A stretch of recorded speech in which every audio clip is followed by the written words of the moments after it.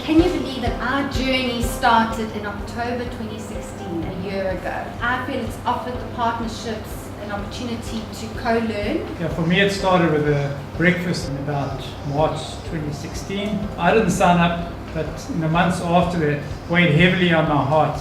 And with that heaviness, I realized that I couldn't use not having enough time as my excuse. When we first had the meeting, I must be honest and say that I was feeling uneasy. When our eyes met, he gave me an assuring smile, and that on its own boosted my confidence in the partnership. And I could feel that this gentleman is warm and is extending a hand. So for me, it was just to take his hand and allow myself to just walk with him throughout this journey. It just absorbed me and intrigued me completely. And I think the thing that came out of it for me most was that to give somebody that space, or to be given that space to work through your thought process without judgment, without interruption, just to sit there and to be able to think. For me, it was amazing. And it carries into everything. It's every relationship, every meeting that I have with a client.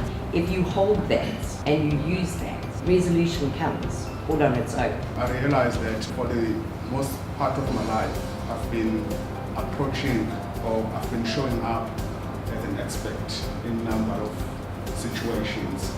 And when you show up like that, you sort of own the solutions. But when you decide to show up collaboratively, the solutions are a shared responsibility. I know where I'm coming from. There was not discipline at school, nothing at all. But having such a person like he played a very important role in the school to have a mission and a vision of the school. Now, and we were able to know what we are supposed to do together as partners. I realized the perceptions were probably wrong, because I put the whole thing into a basket.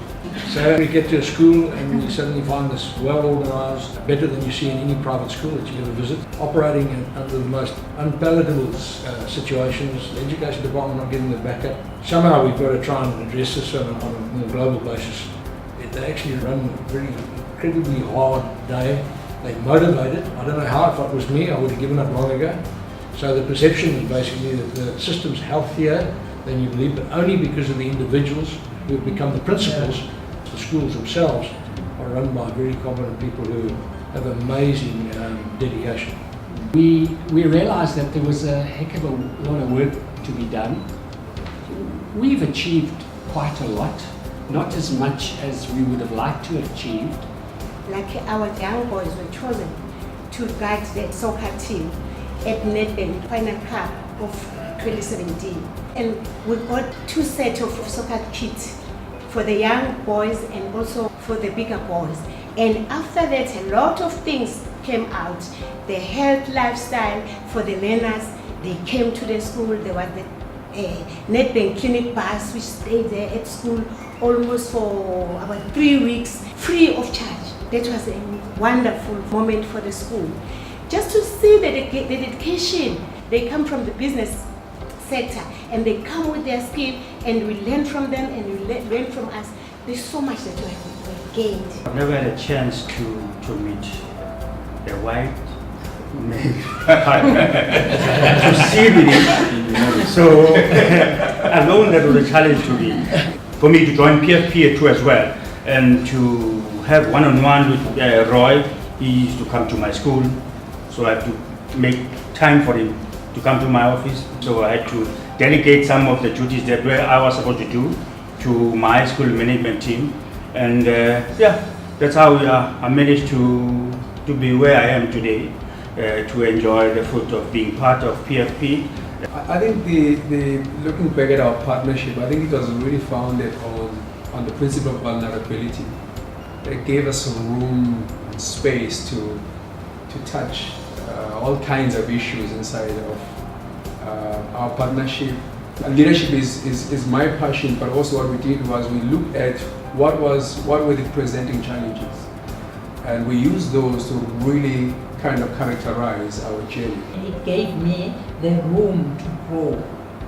because there were so many things that I needed to improve in my leadership skills as I've just started being in the position. So there were a lot of things that I needed to improve. In his leadership style, there is a lot that I've gained, and he has helped me a lot so that I can stand firm and being able to work nicely with other people. As we were navigating throughout the other meetings, I realized that Tom was coming with a wealth of knowledge, experience and expertise in the areas of leadership and management, and that made me feel at ease to pour out my frustrations and my challenges. Stepping into this type of journey can only be transformational when you peel away the layers and you are vulnerable. We have too much spectators in South Africa, but less people getting their hands dirty. The impact or the challenges that the principals face on day-to-day duties, because for me, it's just to solve a problem, it's just one email. For a principal, it's not like that.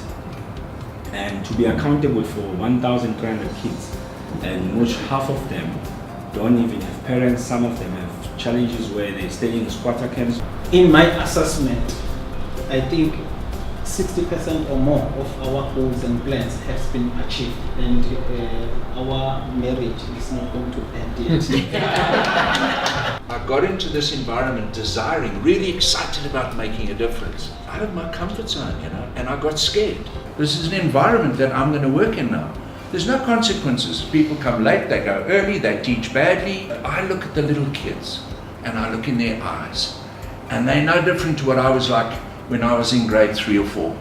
They're ambitious, they want to be a doctor or a lawyer or a pilot, or they want to be a president. Then we come to our COP sessions, and I sat amongst you, and now I wasn't scared anymore, because I could see these principals who were advocating. When I asked Njiwa, how do you run your school? Oh, Lawson, she said, it's easy. I run it with discipline and love. But I go to all of these schools, and the principals' eyes are exciting, and they're alive, and they want to make a difference, and they see the glass half full, not half empty. And all of a sudden I came out of my comfort zones because of that. So was the journey, and is the journey a good one? Yes. The journey started in rough, and you might be a witness that it took us some time to come with the concrete partnership plan. But together we learned the importance of building a relationship before we can execute any plan for you to be successful. So there's a wonderful story around Musa in school, and yet all I wanted to do initially was just paint, paint and get in and out. And yet I was taught through Partners for Possibility that when this relationship works, then possibilities just start to abound. It's been an incredible journey for me to see, and perhaps my challenge, I think, to society and our challenge to South Africans is to say, how do we partner with people such as Musa? I think we're going to become far more productive as we go into year 2 and into year 3.